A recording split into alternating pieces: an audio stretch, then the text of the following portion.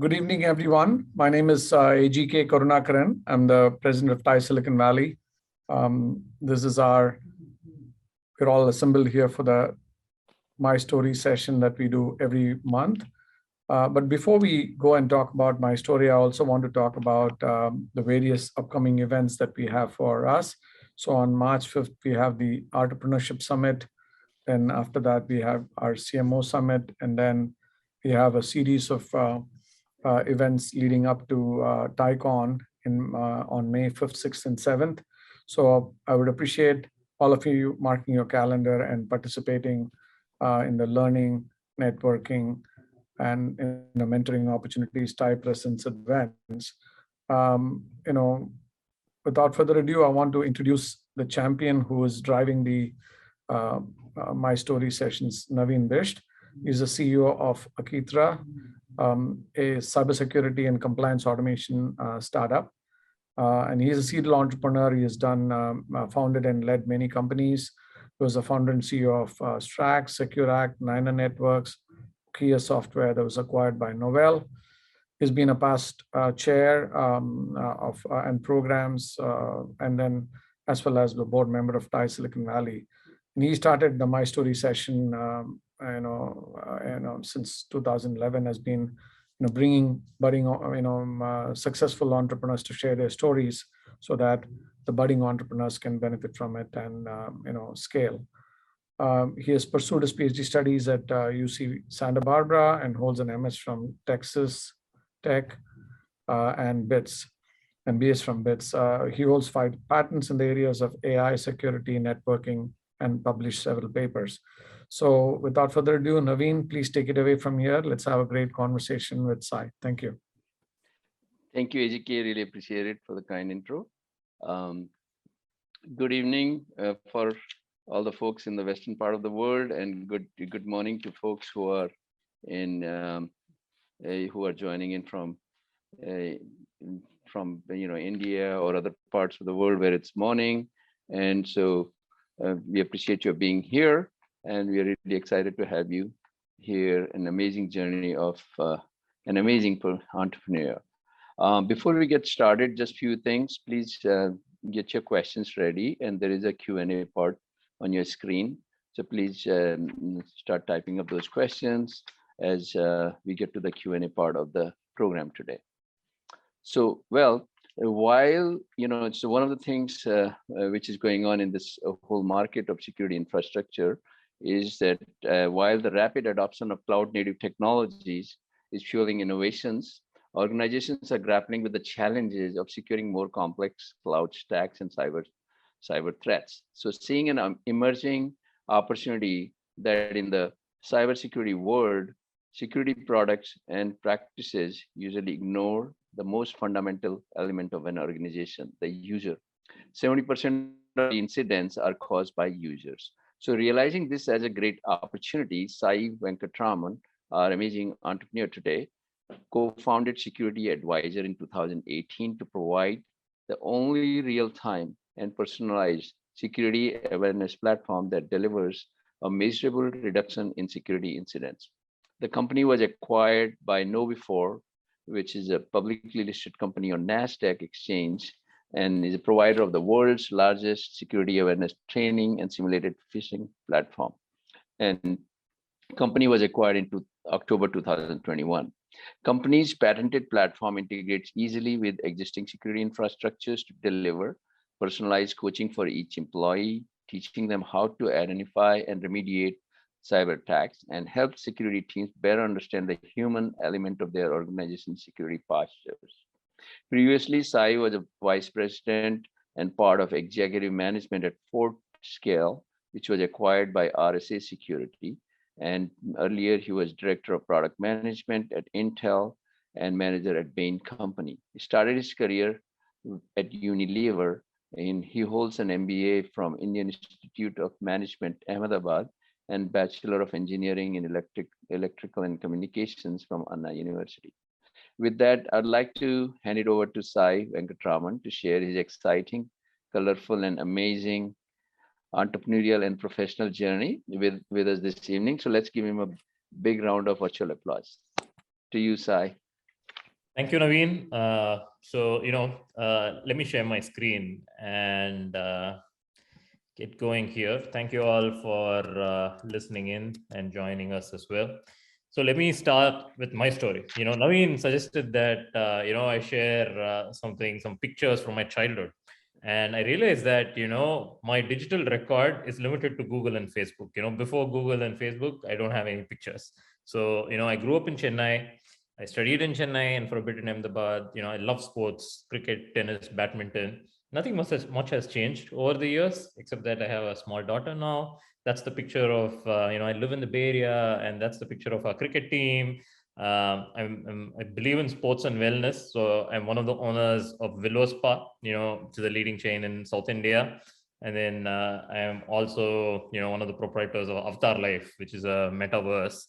But today's session, talking to the Thai folks, today's session is about what we did well, what we did not do well, some lessons that we've learned, lessons that I personally learned from my own ventures. And so let me share with you, Naveen talked about all the roles I had, but I wanted to talk about the lessons I've learned, while I went through this journey. And so, I did my engineering, my MBA, joined Bain & Company. Bain & Company is how I ended up in the Bay Area. And, it was a wonderful company in that, management consulting has certain things associated with it. For me, it was really helpful in that it gave a set of experiences, a set of diverse experiences all over the world, but it also brought me to the Bay Area. And it also gave me my introduction to cybersecurity. So I started working on cybersecurity and I started doing due diligences for Bain & Company's private equity practice. But more importantly, after I started building my own companies, Bain provided angel investors. It was a customer for security advisor. Life is really your sum of experiences. And so, and especially for startups, you got to put yourself out there, and relationships are so important. So the way I see it, every previous job I've done, there are a few net promoters who, I can lean on, and they would help, because every time you build something new, you need a ton of help, and you need to lean on people, who will help you with advice, with money, buying your product. And so, maximizing or engaging your network is absolutely critical. So at Bain, I spent several years across several geographies and ended up here in the Bay Area. But, the way again, in life, Bain is a fairly safe career. So I wanted to take something somewhat more of a risk, risk reward. As you take more risk, you get more reward, which is obvious. But, that's why I went to Intel, which owned McAfee at that stage. And my boss at Bain actually hired me at Intel. And I went over to the struggling McAfee business. It was a difficult 3 years. McAfee has been, to be honest, declining as a company over the last several years. I took on a role managing cloud and data protection. It was challenging for me personally, but I learned about product management. And but the biggest opportunity with McAfee was that it was one of the largest cybersecurity companies in the world. And being one of the largest cybersecurity companies in the world, a lot of companies would come and pitch to us. And so listening to them, getting ideas, it was just amazing. And that's how I actually ended up even in my next company. But then at McAfee, I always had a strategy background. I could actually go deep, work with engineering teams, understand, build skills around product management, and specifically, get deeper into cloud security. And as we worked in cloud security, we realized one of the biggest problems, in cybersecurity was the human. So, before you even start up, the first thing is the idea. You have to get it somewhere. And so, being in the same sector, being in the same field, working on a set of products, listening to a bunch of other companies pitch to us, actually got us the idea for security advisor, but we never acted on it for several years. But we could see, one of the things that myself and this other person who eventually became my co-founder, we realize that most security incidents are because of the human pipcat, person. The problem is between chair and keyboard, and that's us, the human. And so we had the idea, we didn't act on it. Eventually Intel sold McAfee to a private equity company. And then that's when I went to one of our partners, Scale. FortScale came out of Israeli intelligence. The founders, both of them were actually in Israeli intelligence, and we hit it off. It's about relationships as well. So when I met the founders, we had several lunches, and we really hit it off. And so I joined FortScale, and then Idan Tendler, who's a seasoned entrepreneur, sold several companies, latest one to Palo Alto. He was a bit of a mentor for me as well. Yona was the other co-founder. He was a mentor as well. And Ophir was a CTO. Amazing seasoned team. They took me under their wing. I became part of the leadership team. And one of the things we pursued with FortScale was that, I joined them in year 3 as part of the leadership team, but we struggled with go-to-market. So we decided that instead of selling our technology directly to the customer, we would OEM it. To give you some more context, FortScale was about figuring out insider threats, user and behavioral analytics, and figuring out who are the riskiest people in an organization. And while there was a market for security analytics, there's no standalone market at that point for insider threats alone. And so we started OEMing our technology, and my job was to find these OEM partners. And so I spent that year, and hopefully one of those OEM partners will acquire FortScale, which is what eventually happened. So we pitched it to almost 65 cybersecurity companies. And that was the best way to build a network. Back in McAfee, all the startups would come pitch to us. In FortScale, we went and pitched to all the big companies. And so by the end of FortScale, when you got acquired by RSA, personally, I knew a whole bunch of startups and a whole bunch of large companies, and the network effects of that was actually, quite critical for security advisor as well. And so we pitched FortScale quite a bit. It was a struggle, but eventually, RSA liked it and they acquired us. And then once that acquisition happened, again, life was about, how much risk do you want, and what is your risk tolerance? And so I felt like, I had the confidence that we could finally act and build our own cybersecurity company. So I went back to my friends in McAfee, and we sort of resurrected our idea. We had this idea about the human being the center of cybersecurity, and we started building it, in 2018.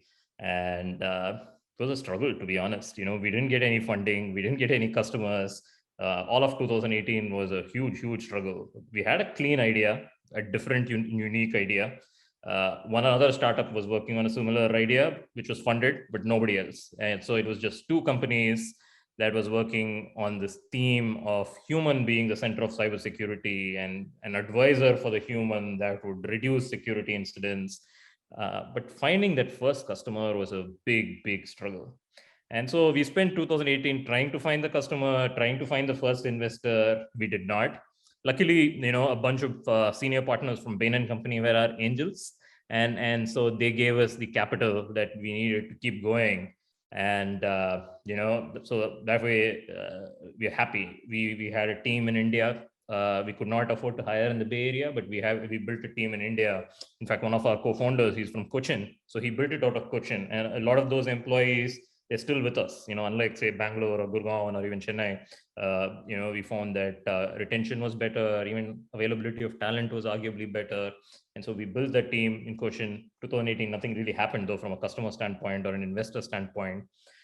We eventually found an investor who looked like they would invest. So we used up all our resources. We used our references, we used whatever design partners we had, but the investor passed. So which meant that we had no resources left to pitch to other companies as well. And so, one of the things, and I'll talk about it shortly, 2018 was about mistakes. We ended up with no customers, we ended up with no new investors. And so it was a difficult year. And then 2018 end, I actually moved to India and spent a few months there. And we found a few big customers in India, like Godrej Group and others. And they gave us a ton of data. The product started improving. And, that was actually, 2019 was actually quite a critical year. We found our first few customers, which broke everything open. And then by the end of 2019, we had made enough progress to get our first institutional investor.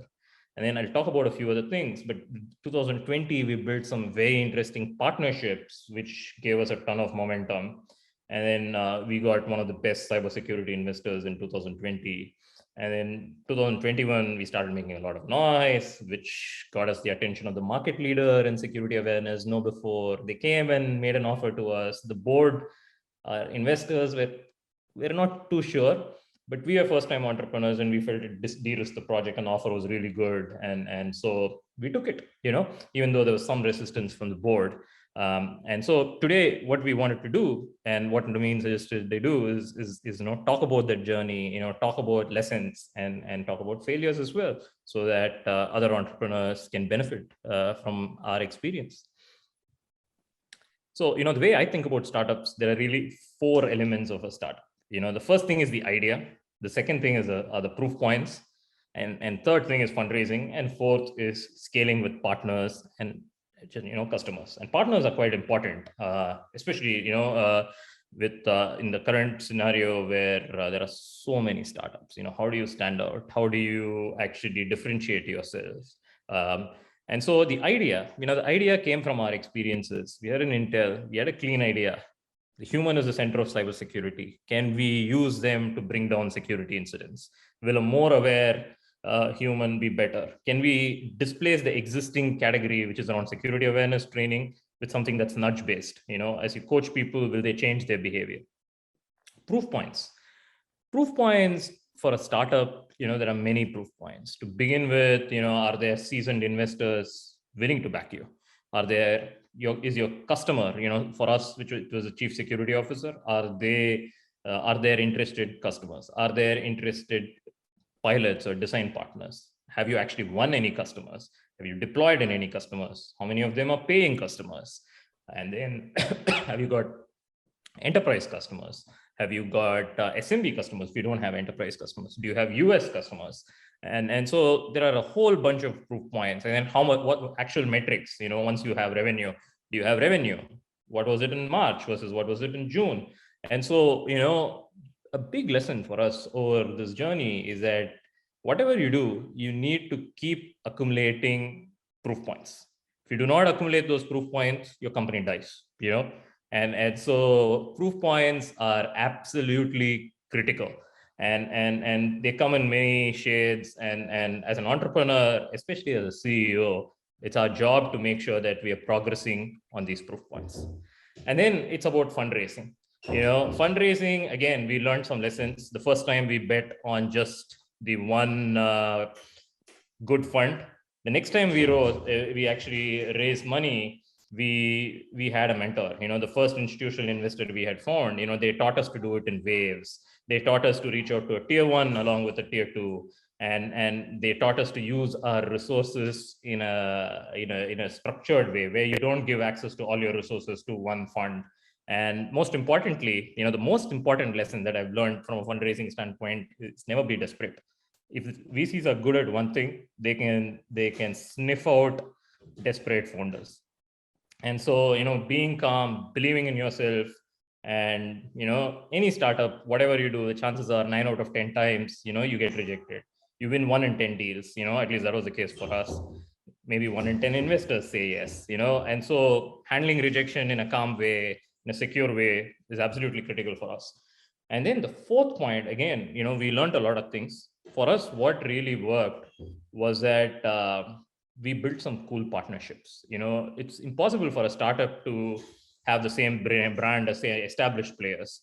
And so we went out, a lot of companies hesitate to go share their idea, share their product with larger companies, but we did just that. We put ourselves out there. We actually went and built partnerships with CrowdStrike, with Zscaler, with Palo Alto, all the leaders in cybersecurity. In fact, when Novo came to us, they were stunned. They said, you have better partnerships than we do. And you guys are not even 100th, from a revenue standpoint. And so the other thing also is that when you write joint blogs with partners, when you do joint webinars, it gives you credibility. So startups is really a process of building trust. And it's building trust with your investors, building trust with potential customers so that they sign off and buy your product. It's building trust with future customers, building trust with partners.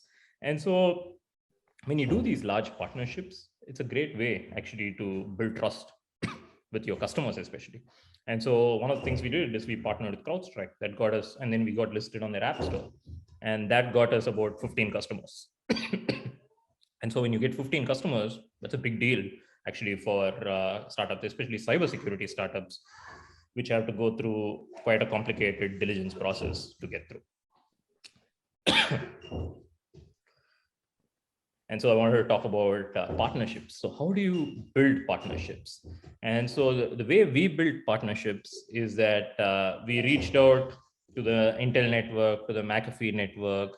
And then, when we reached out to the McAfee network, we could, the people in McAfee who were in CrowdStrike would reach out. We just put ourselves out there. We went and pitched in events, and every little lead we got, we actually went over. We built we built these partnerships, and then it was one product manager who would introduce us to the VP of business development, and we'd go from there.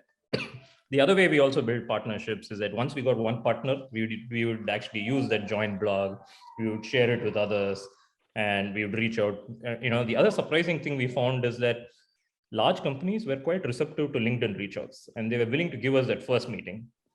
And once you get that first meeting, you can actually progress. The third is some of these large platform companies have open ecosystems, which we leverage. We built our apps, and then we follow the rules of the program, and we progress.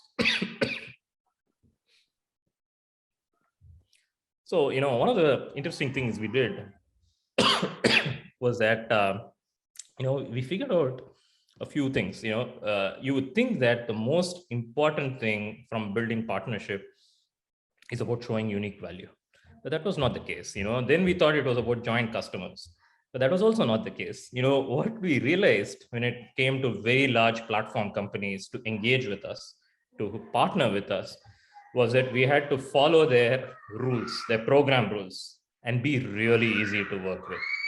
And then once we are really easy to work with, we could actually, build out our partnership, do interesting things. And then, once we did the interesting things, once we followed their rules, be easy, that was the best way to stand out. Yeah.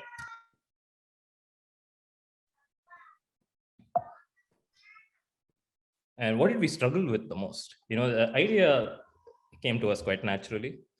Where we really struggled was proof points, and I'll go through our journey in greater detail and what proof points we worked with in 2018, what proof point we worked in on 2019, what proof points we worked in on 2020, what proof points we worked on 2021 as well. 2018, we had the idea. It was always interesting. A lot of people would meet with us, but we got zero traction. The first proof point we needed was a paying customer, and we never got that till 2019. And so our biggest priority in 2018 and 2019 was getting that first proof point, that paying customer. Eventually, we had to go to India to get that first paying customer, but we got a big one in India. And once we had that, we used that reference to get a few in the US as well. So paying customers, that's the biggest challenge for startups really to, get going. Even in Fort Scale, we had a big challenge getting paying customers. But once you have paying customers, people start believing in you. The second proof point, which we really needed was, sales traction, repeatability. First, one customer becoming 5 customers, or one customer becoming 10 customers, and so for us, we could not figure out a way to do it even in 2019. Eventually, we found a way to do it through our partnership with CrowdStrike. We went on their marketplace, we got 15 customers, and that was a huge proof point. So all of 2019, especially towards the end, we focused on some really cool partnerships. So first proof point was that first big customer. The second proof point was actually a partner who could prove that our sales model is repeatable. And then once we had that, we had those 2 proof points, we got our first institutional investor. And once we had our first institutional investor, we had the capital to really improve our product. And then, something major happened. So in 2020, which was towards the end of the second year of our product, COVID-19 hit. And COVID-19 was arguably the best thing that happened to our company. It was a horrible thing to happen to the world.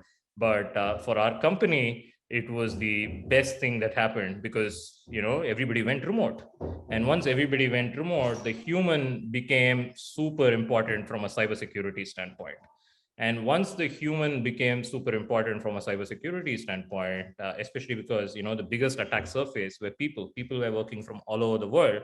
And now the largest attack surface in cybersecurity was the human. And we got a ton of interest from a partnership standpoint, from a customer standpoint, from a VC standpoint. And so we started doing our VC round in June.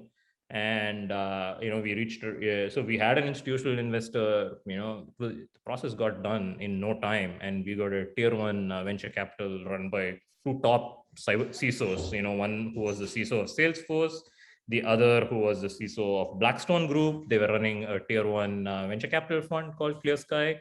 And so we got their backing, and that was another proof point. Getting investment from a tier one VC, the macroeconomics and the global situation was favorable.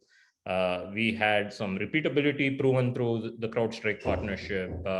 We had customer traction. We were quickly, rushing to market leadership in India, actually, which was surprising. And so we had a whole bunch of proof points, from a customer standpoint, partner standpoint. We're building a pretty cool team as well. We hired a couple of really good engineers locally. And so, however, and our patent was granted as well. So from a technical standpoint, our patent was granted. And so everything was in place. Go-to-market traction was happening, market fit was happening, VCs were in place, team was in place, and partnerships were in place. We could expand our CrowdStrike partnership to other partnerships like Palo Alto, Zscaler, and others. And then we started having go-to-market partnerships with the likes of MasterCard, PwC. And so, we had all the building blocks in place. So in retrospect, we had a good exit, but the main reason it happened were all these proof points. We focused on these proof points and these fundamentals, which helped us build trust with a bunch of people. Fundraising, the big lesson we learned, we are a failure initially. 2018, we had no traction at all. 2019 also, we hardly had traction, but for the one VC, and it took us a year and a half. We had pitched to them for close to a year and a half before they wrote us the check. And so from a fundraising standpoint, one of the lessons, initially we were a little bit too desperate and we didn't have the proof points. What I've realized now is that there's no point, you cannot force these things. So you focus on the fundamentals, you focus on the proof points, and once they're in place, the fundraising will happen. And the way to do fundraising also is that, you never really limit your options as far as possible. You talk to a tier 2 VC, you talk to a tier 3 VC, you talk to a tier 1 VC, and tiers are obviously your own evaluation. Different VCs are good at different things. And so do a process, define your timelines. That's very critical. You need to define your timelines versus working. The entrepreneur needs to set his or her own rules. And so, one of the mistakes we made in year one was that we never set our rules. We'd always listen to the VC, we'd go back on their timelines. We never set any deadlines. Whereas second time around, in 2020, we set very clear boundaries. We said, this is it, these are the dates, otherwise we're moving on. And that actually worked out, especially because we had the proof points. And as the third thing is also to go talk to, if you think your idea is good, if you got the proof points, you got to talk to people who understand your category, who can work with you and work through references. That's the other thing that, these are extremely fast processes. And so to build trust, both on your side and their side, you're bringing somebody into your company, they're going to sit on your board. And if you're going to sell your company or fundraise again, you need their approval. They have vetoes on important decisions. And so doing that, with people you trust is important. And that's where, you've got to find a VC that's worked with, say, your friends. So that is actually quite important as well. And from a scaling standpoint, we never got to true scaling. So we sold out fairly early. But the few lessons we've learned is that, the first few million, the entrepreneurs have got to do it. You can hire a great sales team, but they're not going to do it for you. And so it's about, putting yourself out there, building the right partnerships, and participating in the right events and building trust with your buyer. and you need a network of buyers. You need to reach out. Now today, there's maybe 50 CISOs I can reach out, and maybe 3-4 of them will eventually end up buying. And so, you need to build that pipeline, that funnel. You put 50 in the funnel, maybe 2 or 3 will come out. And if you're really good at it, maybe 5 will come out at 10% conversion rate. So keep building that funnel. And one of the other benefits of being Indian is that we used India not just for talent, but also for customers, large customers with a ton of data, which is not culturally too different from the United States. The United States is the end market, but we found that India is quite a useful market standalone as well. So, I was given about 30 minutes to talk. I think I'm nearing the end of the 30 minutes, but the number one thing for us was working on those proof points. Thank you, Sai, for an amazing journey and lots of insights. Do you want to switch off your slides, I guess? And you're on mute, looks like. I just went on mute to let you talk. All right. Yeah. So let me thank you again. Really, really appreciate your sharing, and obviously a lot of great insights. And I'm sure a lot of folks, attendees who are aspiring entrepreneurs or who are entrepreneurs, all of us will benefit definitely from that. So let me start with first question, and then I'll see the questions from the attendees. First question is, when you were just, if you reflect back, as a child, when you were growing up, was there anything which inspired you that you basically wanted to become an entrepreneur someday? Yeah, it's always a journey, it's gradual. And in my case, it was slowly increasing risk. It's also about financially where you are and your willingness to take risk. And so I felt like, in 2018, I was there from a risk standpoint. Also, it's about where you live. You live in the Bay Area, the cost is so high. At some level, you got to be an entrepreneur. Otherwise you're better off maybe going back to India. And so in my case, it was about risk appetite. It took me some time to work out and work up that risk appetite. And a collection of experiences led me to a point where I was like, fine, I can take this risk. Okay. All right. So let me switch to a quick to the question from the audience. And so just want to make sure, because some of them have put the questions in the chat part. So from Avinash Hers, another fellow entrepreneur, he says, amazing grit. Did you ever think of pivoting especially when you were not able to find customers initially? Yeah, you always think of that pivot, is this working? But we gave ourselves a year and a half, because people were telling us you're working on an interesting idea, but we could not crack it. Partially because, we didn't have the muscles as entrepreneurs. All three of us were first-time founders. We had been in startups before, but first-time founders. So we felt like it's gonna, there are these gatekeepers. If you've done it before, easier to build trust, but you don't know enough CISOs who will buy from you. So we knew it was going to be harder to break through, but we did set a timeline. We gave ourselves 1 year. If we did not progress enough, we are going to move on, quit, join other jobs, whatever. But we gave ourselves 1 year to make progress. And luckily, towards the end of that first year, we found our first customer. Okay, well, that's good. So our next question is from Ashok Kumar. It says, Sai said that idea came naturally.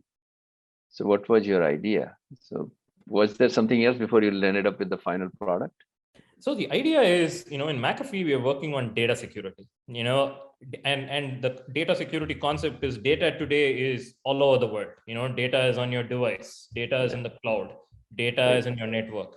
And McAfee, the big differentiation for McAfee versus other startups is that we were there on the agent already. We're there in the cloud already. We're there in the network already. It's a big company. Yeah. And so we felt that we could use our presence to secure the data, but we had this insight, actually the parent company of McAfee was Intel.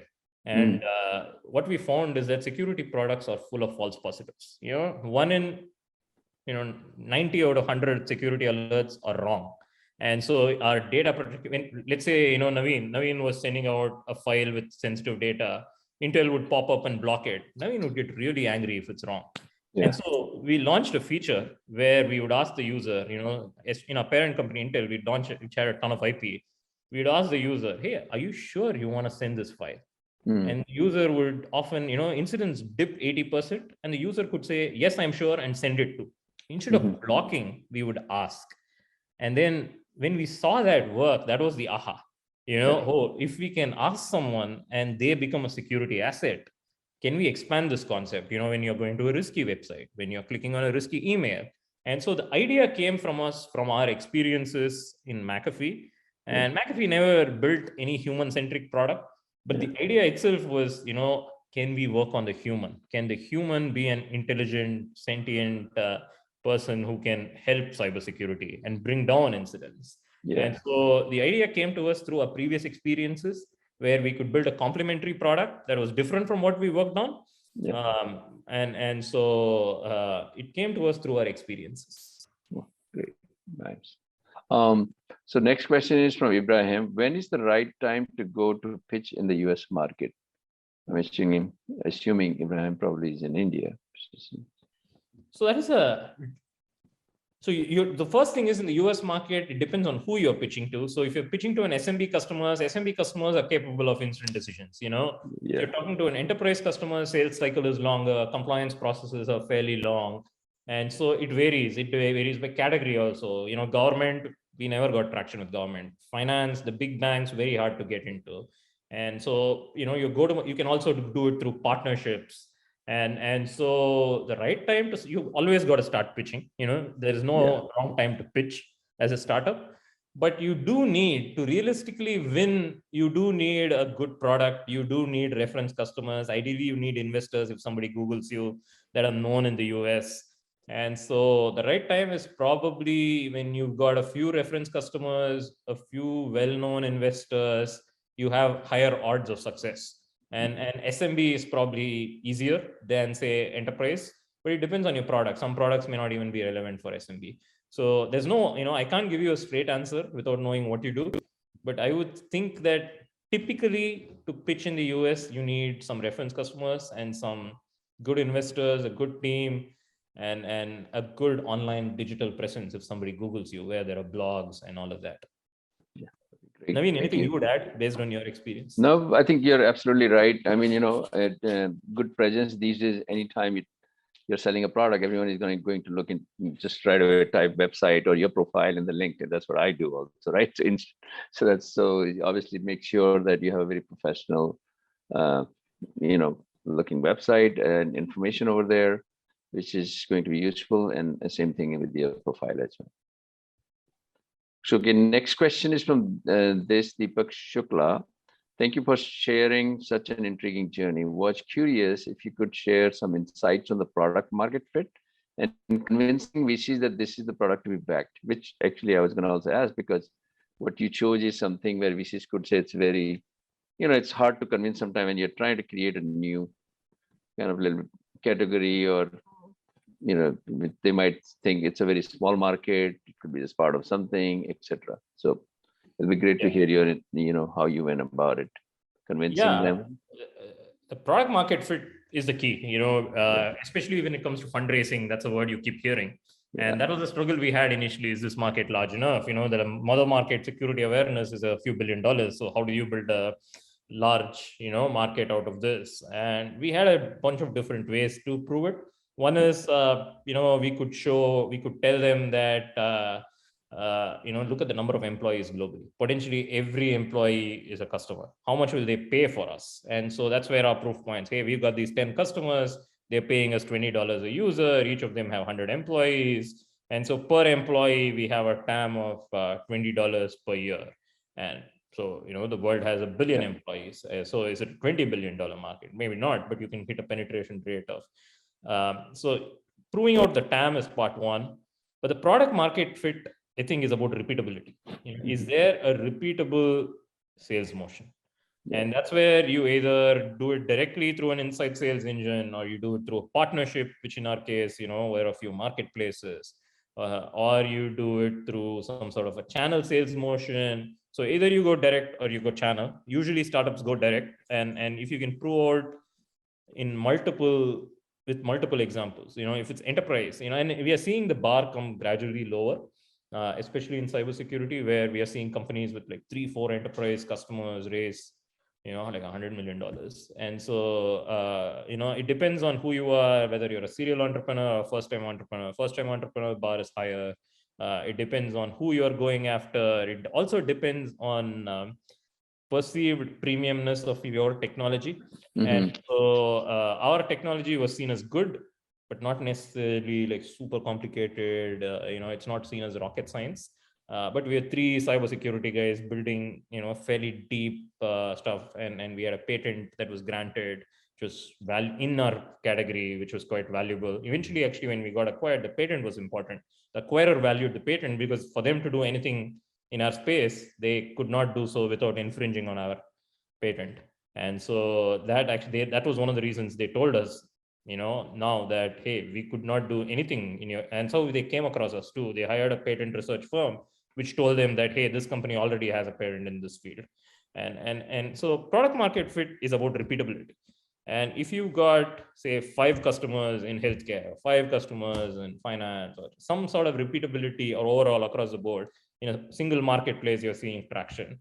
So I would say the best way to prove product market fit is to show repeatability. Thank you. So next question is from my colleague, Gordon Smith from Akitra. He says, what were the right conditions that enabled you to shift from the founders doing all the selling to the sales team doing the selling? To be honest, we never did shift. I think the first 3-4, somebody else told me, this other co-founder I was having lunch with, and he's had a few exits, and he said, brutal reality is first 5 million founder has to do. And so we had 5 sales guys, and none of them really could do what the founder could do. And they could bring, so an average sales guy can get you maybe 10 meetings, but even converting those, maybe you can get 1 deal out of that sales guy. Out of his Rolodex or her Rolodex of 10, you can close 1. And so that salesperson is not going to give you $1 million quota, at least for early stage companies. Once you are at a $3-4 million run rate and you have a clearly established repeatable process that you can train a salesperson on, and you have the brand, then sales work. But there's no replacement to founder hustling. I'm assuming most of us here are early stage founders. So 3 to 4 million, first 3 to 4 million, you have to hustle. In my case, it was me. Naveen, in your case, I think it's you as well. Yeah. Thank you for reminding me. Yeah. All right. No, that's a very good point. And I think it's very important also for founders, because as a startup, I feel also that you are the chief sales officer or sales rep, I call it in my case, sales rep, customer rep in the beginning. And also it makes you learn with you and your improvements and all kind of feedback you get, right? And also it's like then if you're selling, you also know what's, basically understand the process, etc. when you put in. So I would say when the founders in the beginning, 30-40 customers, at least and diverse base of customers teaches you a lot. And also, they're also walking your talk. You just not hire sales guy, expect him to sell, right? Or him or her to sell. Yeah. Next question is from Avi. Again, he says, what helped you persevere when you were not able to find customers? Yeah. So it is, at some level, somebody else told me again, entrepreneurship is not about reinventing the wheel. You build muscles. Yeah. And so it is personality. You need a certain level of, I genuinely believe that you need a certain level of craziness or perseverance in your personality to push and succeed. Because a lot, entrepreneurship is also, I feel, especially the first time, about rejection.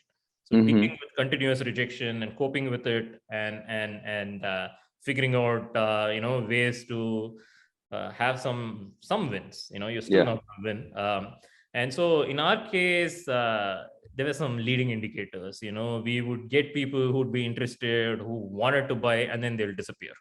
Right. We are always getting meetings. Something would go wrong, but through the journey we would see, and when we talk to them, we are good listeners. When we listen, these are people who are genuinely interested. And especially in the US, people who give you time, they're not just going to do it. They're doing it because they're interested.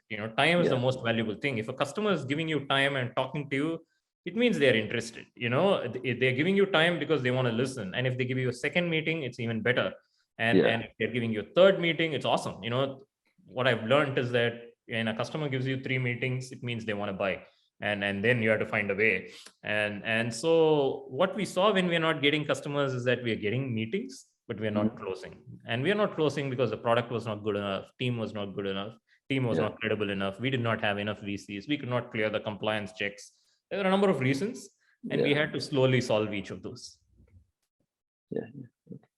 So let me, next question, let me, I was reading, you have written a number of articles, which were very insightful. Last few days, I was also going through some of them.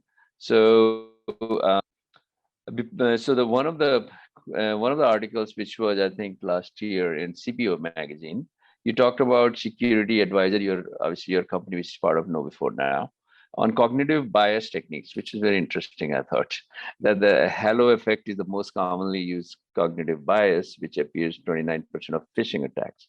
So can you elaborate more on it, and also the top 5 most commonly used cognitive biases you talked about in that article? If you remember, of course, hopefully you remember.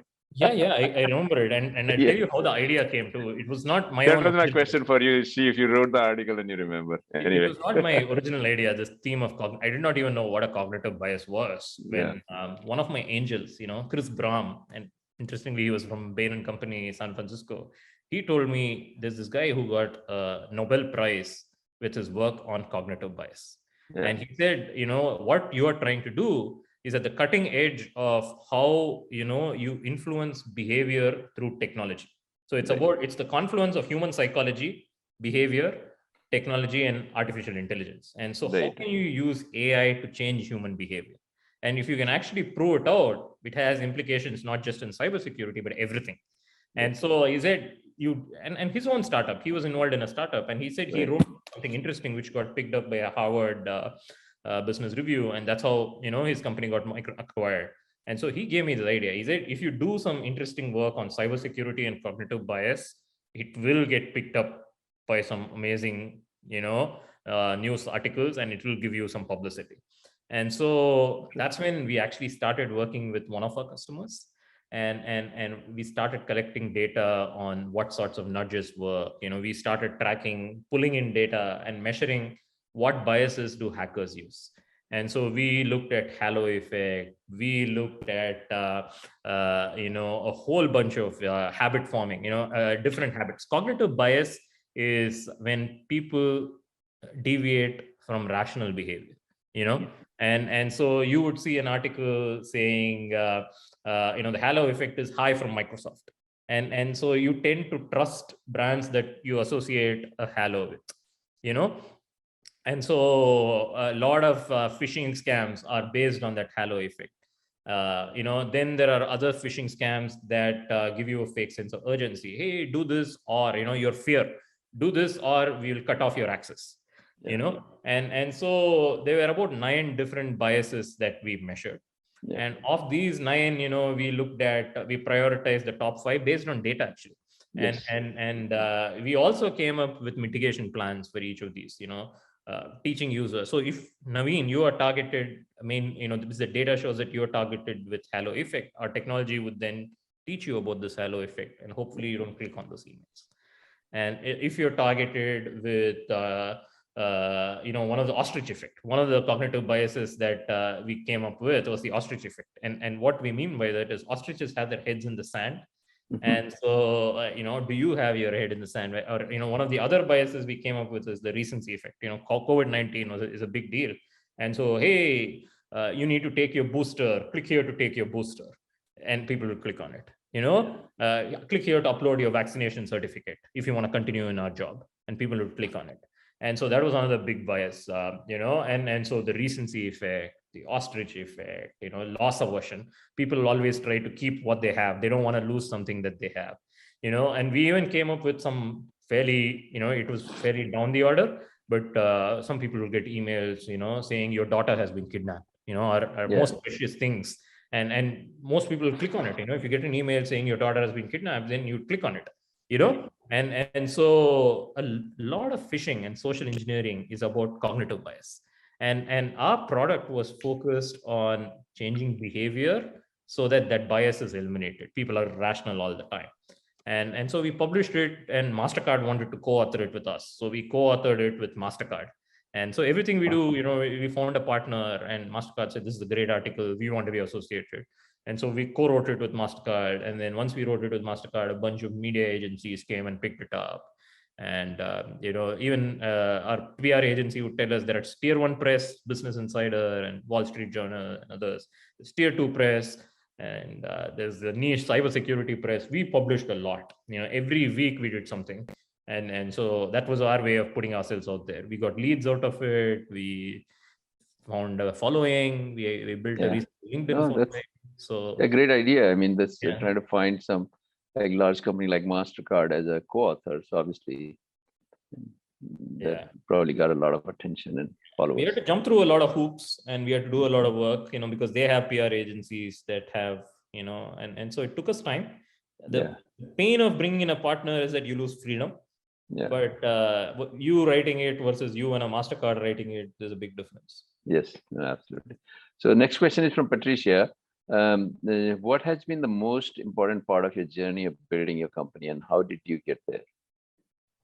So for us, the most important part of journey are those proof points.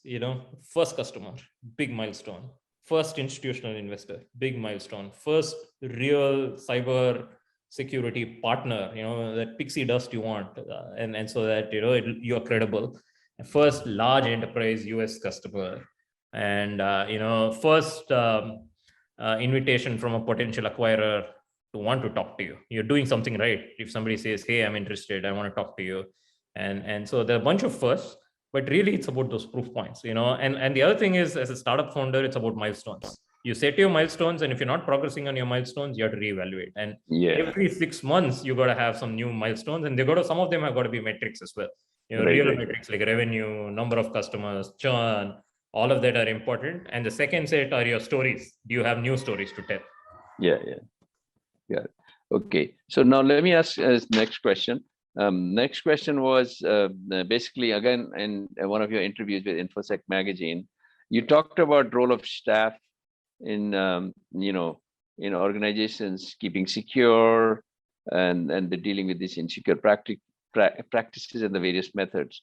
Question is, you are also seeing that. So no, the question I have is, are you seeing signs that organizations are becoming now more and more aware of the need to improve user experiences training following the experiences of the past year, as well as a lot of these cybersecurity attacks keep increasing, right? I mean, you keep seeing every week something or other huge. Yeah, that's a hard question to answer. At KnowBe4, we are definitely seeing more and more customers adopt KnowBe4, and we have, I want to say 50,000 customers or something. Right. So it is increasing. Customers are investing in the human. Now, real knowledge, is it being imparted? Is it really changing behavior? We are seeing some leading signs. I think historically, there was this belief that cybersecurity was the job of the cybersecurity team or the IT team.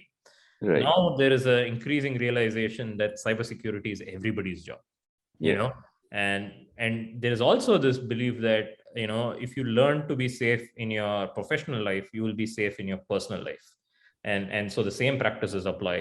People are being targeted, and your bank accounts can be hacked, money can be transferred, people are getting, phishing calls, and they are being tortured into transferring money. And so cybersecurity is real for you, not just professionally, but also in your personal life. And that, I think, is making a difference. Now, unfortunately, the number of threats are also increasing. There are now gangs, there are hobbies, there are nation states, there are governments. So threats are multiplying manyfold as well. And people are doing so many things online. Education is online, jobs are online, personal and professional lives are mixing up. So the threats are getting more complicated, but I do think the education levels of people are definitely increasing as well. Yeah. And so next question, again, back from Patricia, is it's amazing that through the journey you made to building this amazing startup, and obviously with acquisition as well, what advice would you give to those that are still in the search of that idea or building the startups? Yeah. If you don't have the idea, but you strongly think that you have that, you have the muscles to build a startup, it's about finding co-founders who will have the idea. It's about partnering with the right people. And it's always tricky, splitting your shares with co-founders. Do you do it solo? Do you do it together? But if you don't have the idea, then you obviously need the idea. You need the right angle, and the idea hopefully comes in a space where you have some expertise. Otherwise you're not credible. Or Yeah. you find a co-founder, who has significant deep expertise, and you are the face of the company. And so if you don't have the idea, you need to work on the idea. You need to find the co-founder. Building the startup is about proof points. If there's one lesson I want to leave behind, it's about continuously building proof points towards the next milestone. And you define that milestone. You need stories and you need real metrics. Both of those together are the key to building a startup. That's very nice. So let me ask a generic question. Is more with regard to your experiences. Obviously, you talked about it like investors. In the beginning, you had Angel, even Bain, your partners from Bain, I guess. And then later on, you had the Clear Sky guys.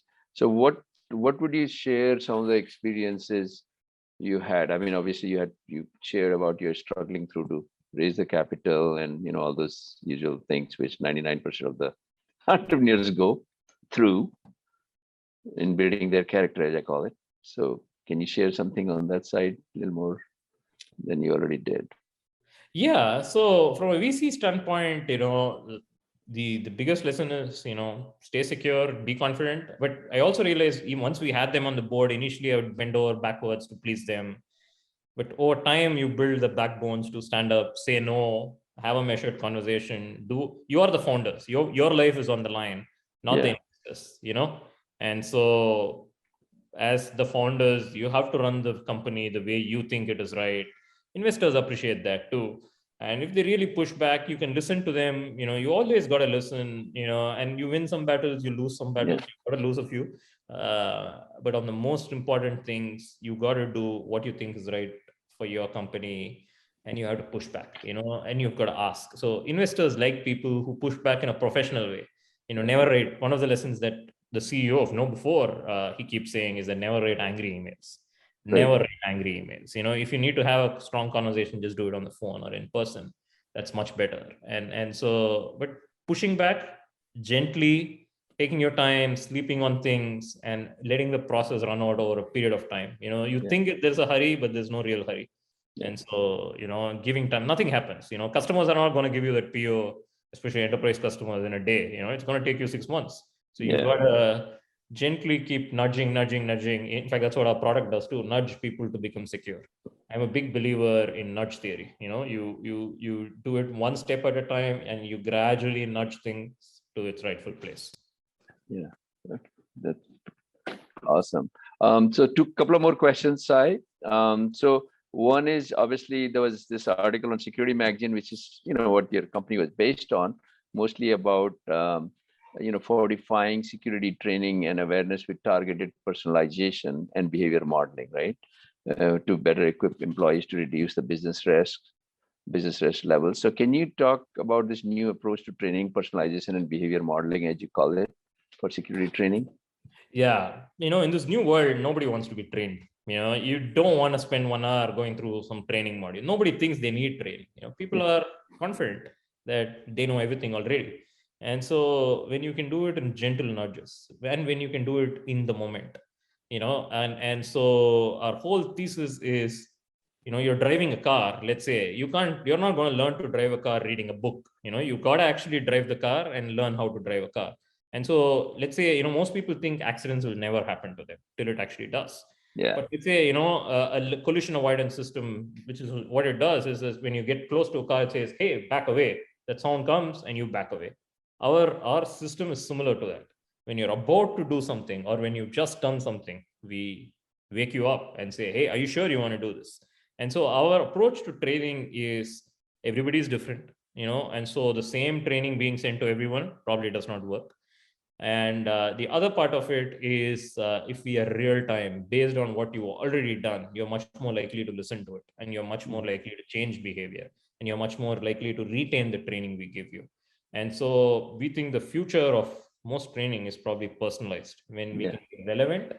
And the last thing is respecting your time. Nobody wants to spend hours. You give a 1-minute snippet, people will be much more likely to listen to it. Yeah. Very good. Last question, Sai, is, there are so many startups in this whole cybersecurity area, not just the, security awareness training. So what, like, if there are entrepreneurs today, so what advice would you give them who want to, embark on this cybersecurity space to start a new company? So what do you think? Yeah, there's plenty This of could do. opportunity too. In every category, there are lots of companies. Of course, like every other category, 90% of startups fail, but failure is fine. I think the way to stand out is to put yourself out there, and you got to stand out either through, your technology or your go-to-market motions, or there's got to be something unique. The highlight of a successful startup is you got some angle nobody else does, and you're better at it than everybody else, or you're bigger than everybody else, or you move faster than it. And so find your angle. If there is no angle and you're just a me too of me too's, then you're building a company, not necessarily a tech startup.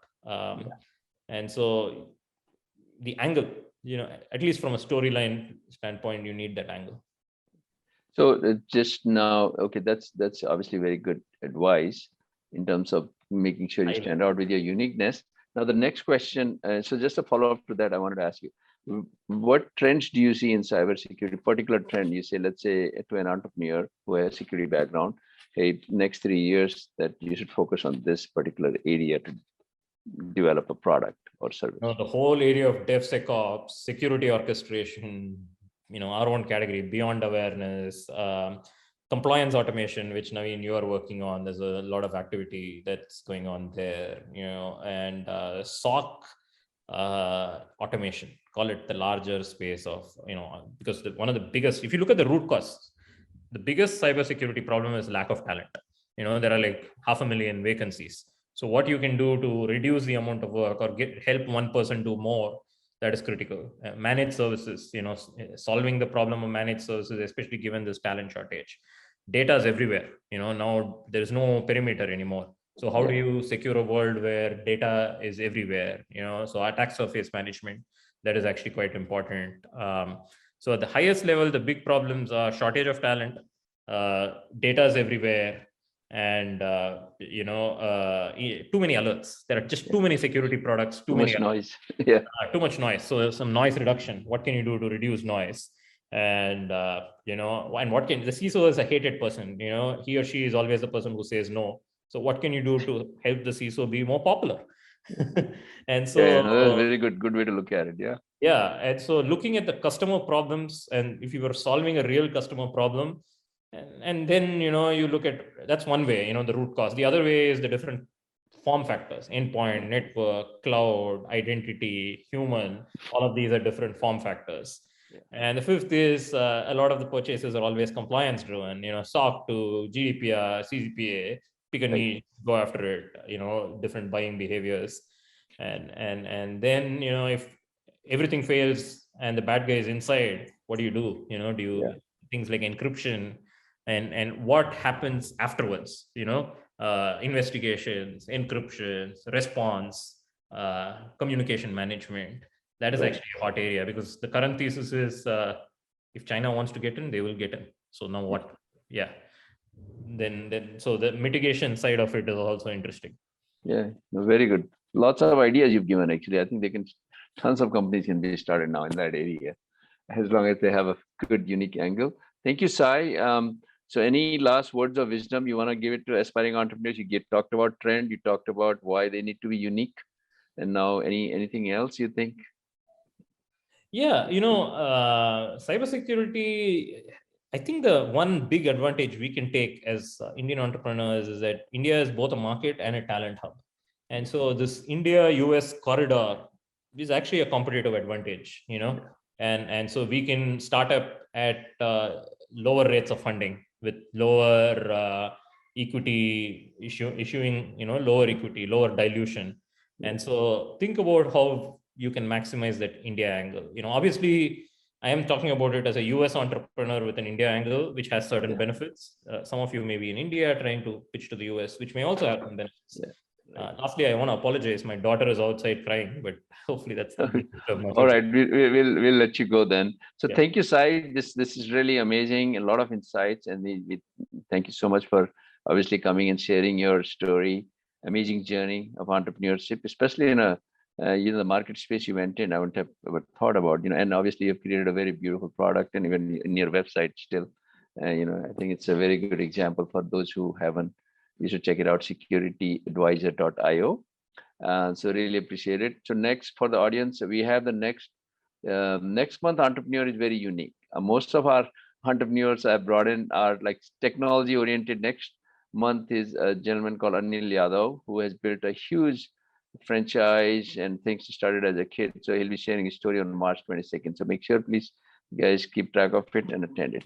And with that, I'd like to thank Sai and everyone else for joining today. And thank you again. Let's give a big virtual round of applause. And thank you, Sai. And have a wonderful evening. Thank you. Okay. Bye.